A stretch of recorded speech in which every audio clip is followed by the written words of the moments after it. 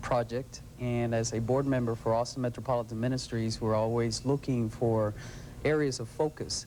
The focus for 1995 is children, and therefore it seemed natural to be able to look at what aspects of children do we need to support and encourage, and a mentoring program to address the type of children that we will be talking about in our community mentoring program just made sense.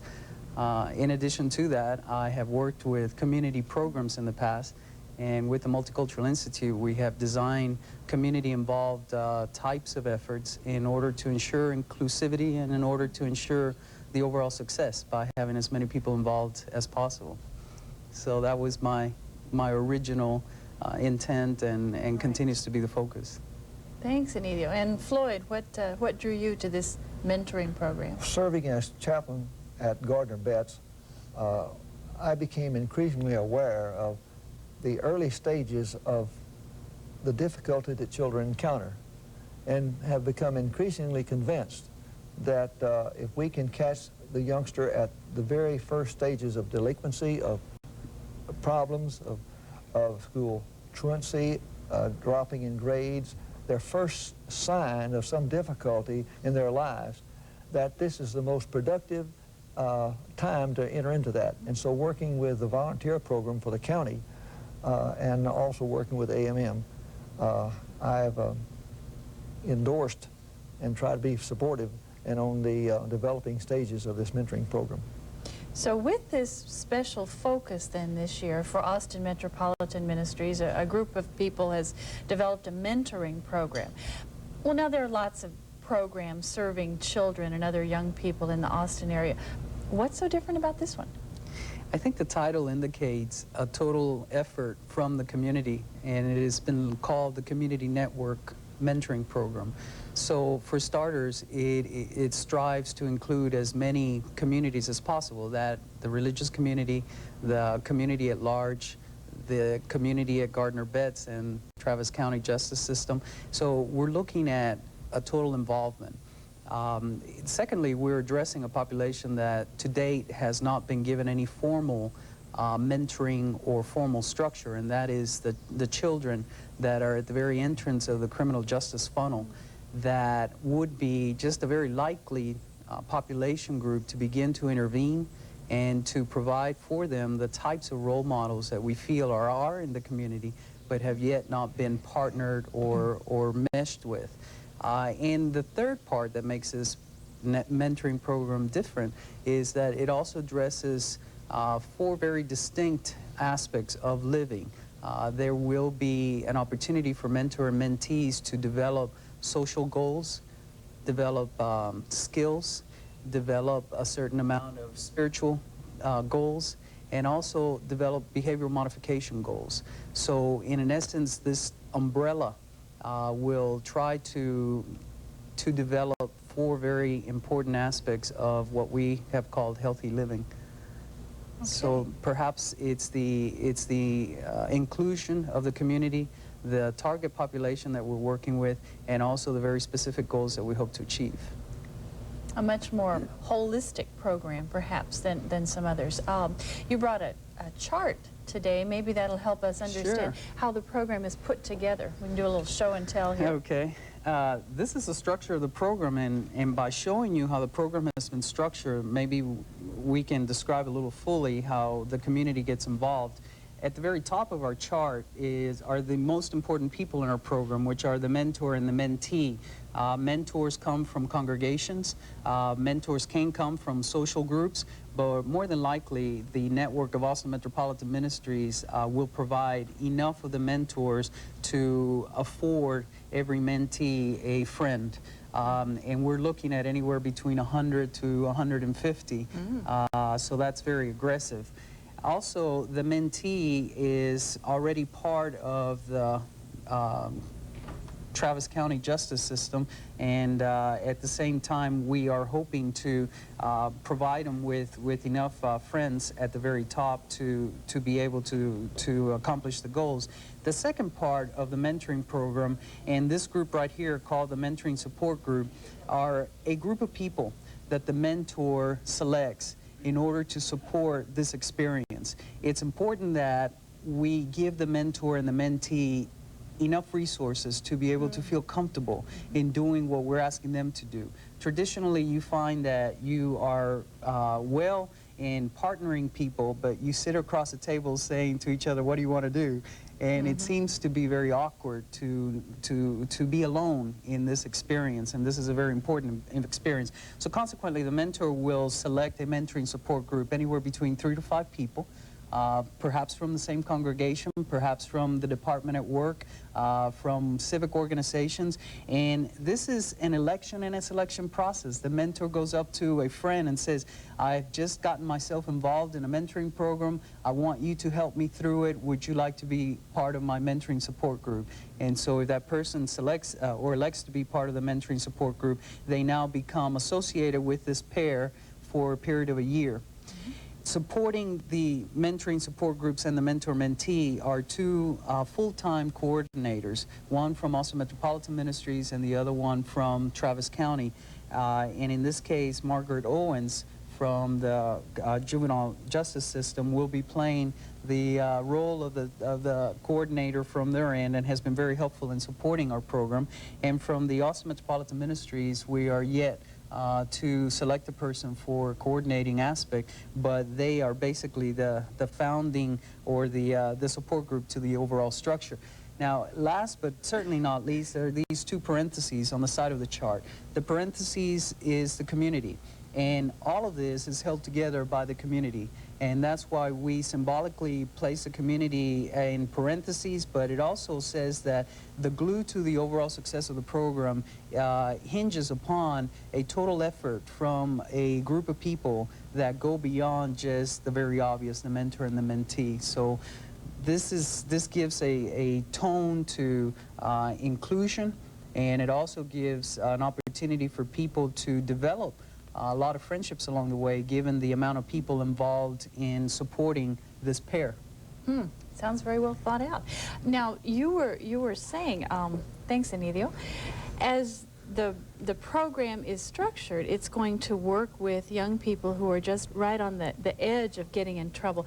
Who are some of these young people? What are their characteristics? Well, one of the things that we're trying to do in early intervention is to use the legal term in the system is before they're adjudicated. In other words, before they've committed a crime, they've become adjudicated by the courts or found guilty of some crime, whatever it is, yet they're brought in for some minor offense, and they're waiting trial or waiting further adjudication and awaiting the decision whether they'll even be prosecuted or not. But these are people that have been brought to our attention that something is happening in their life adversely. And so this is the time we feel is the time to move in quickly, hopefully when they're young, while they're still in school if possible, before they've gotten to the point they're expelled from school or before they're locked up, and to work with the school, work with a community to intervene early in their life before they get so far that they're expelled from school, that they've committed crimes, that they've got a record. And so early intervention is really important.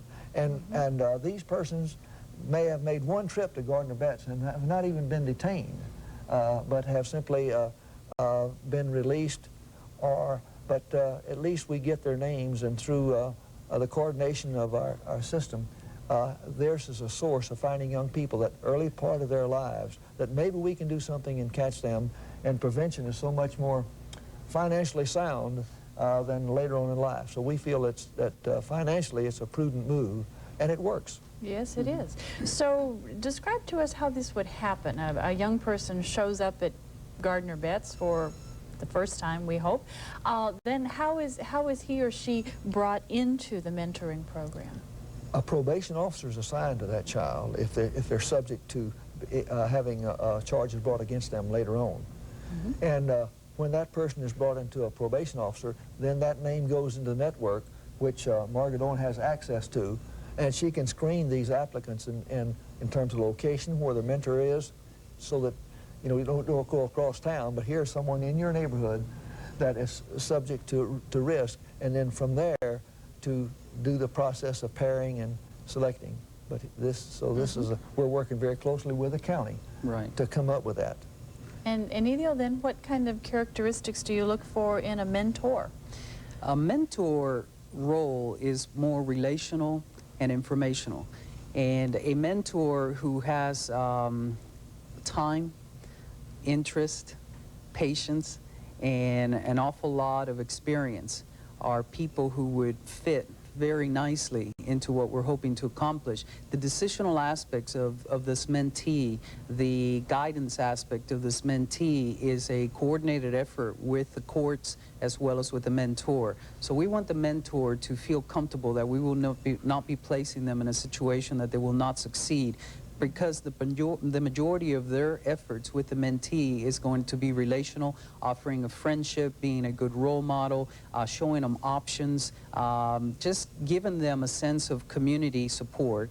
And also the informational aspect.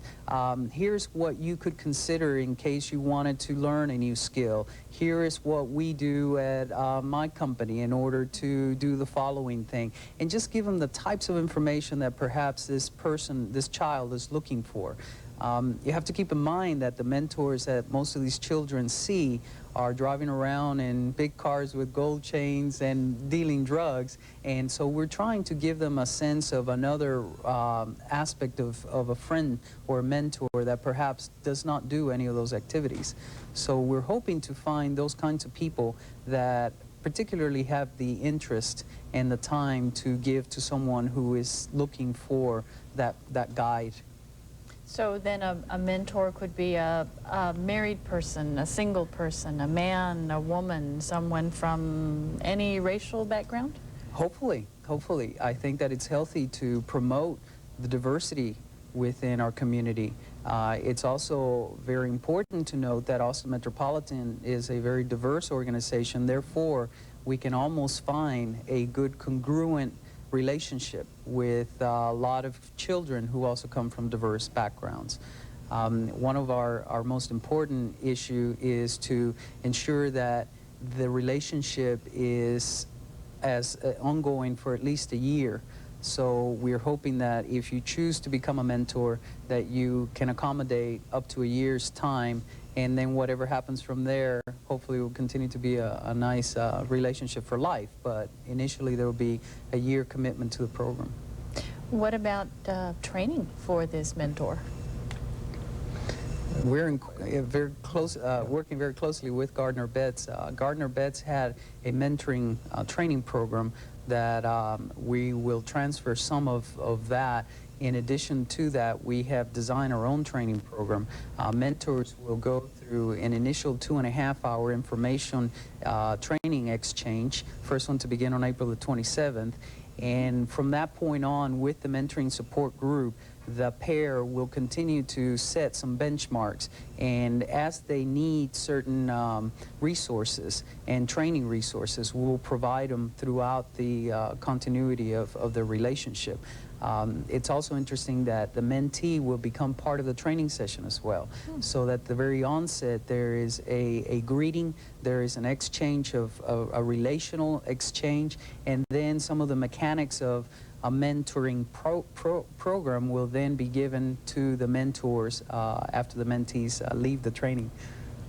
May I interject? One of the things that I think is a key element that makes me look for the success of this is that with the group emphasis, many times, and they're good programs, brothers, sisters, big brother, big sisters, but sometimes they're going solo. They feel like the Lone Ranger out there.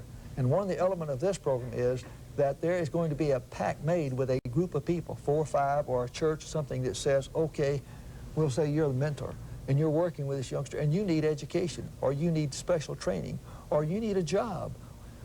He will go have a resource of 5 or 6 people that will help him provide some specific needs beyond just being a buddy, to help meet the specific needs of that child.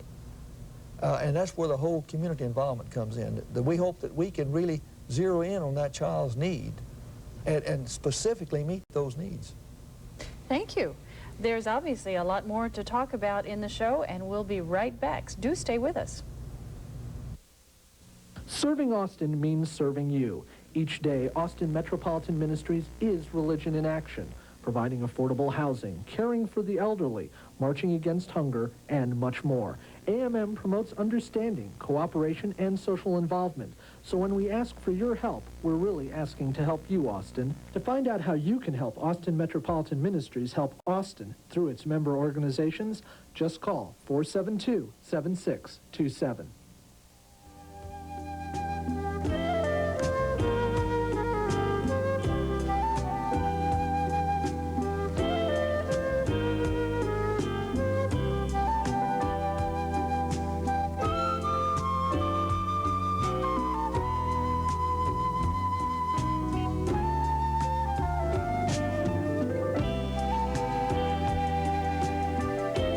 We've got lots more conversation today talking about the Community Mentoring Program with Floyd Vick and Enidio Mahel.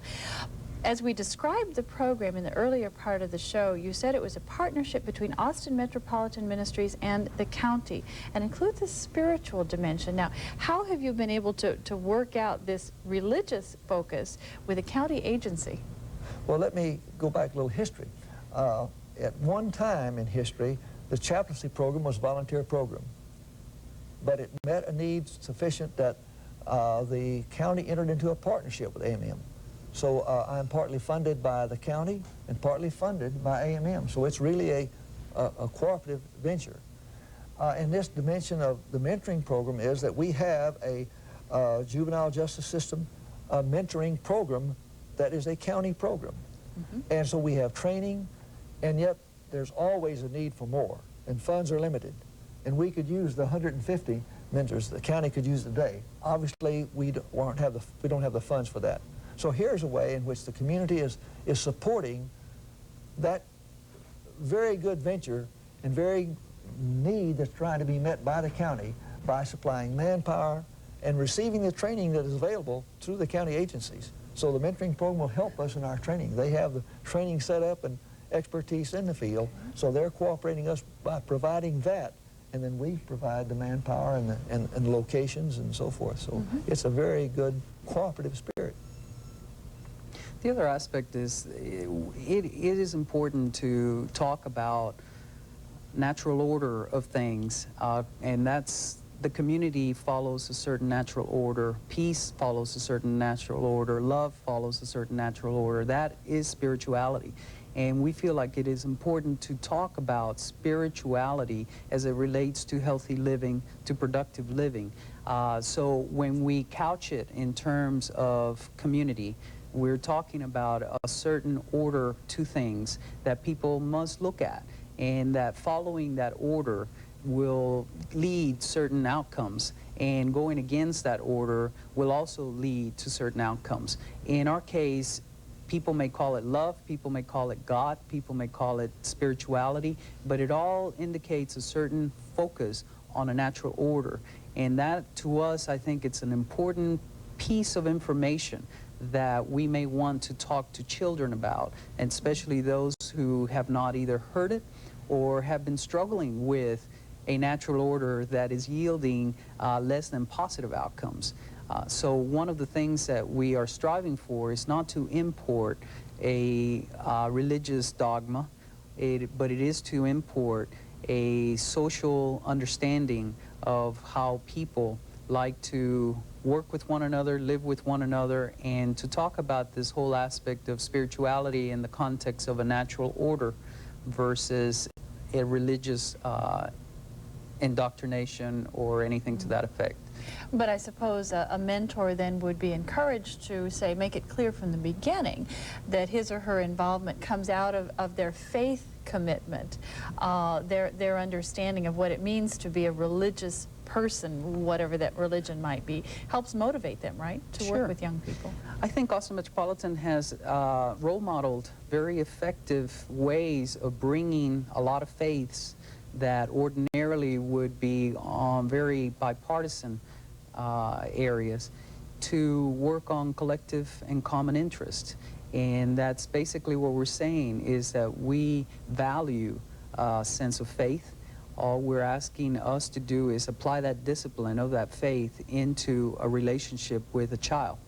So we're hoping to encourage anyone, regardless of faith, to bring in what they consider to be important elements of that faith, which we believe it's discipline and a certain amount of commitment.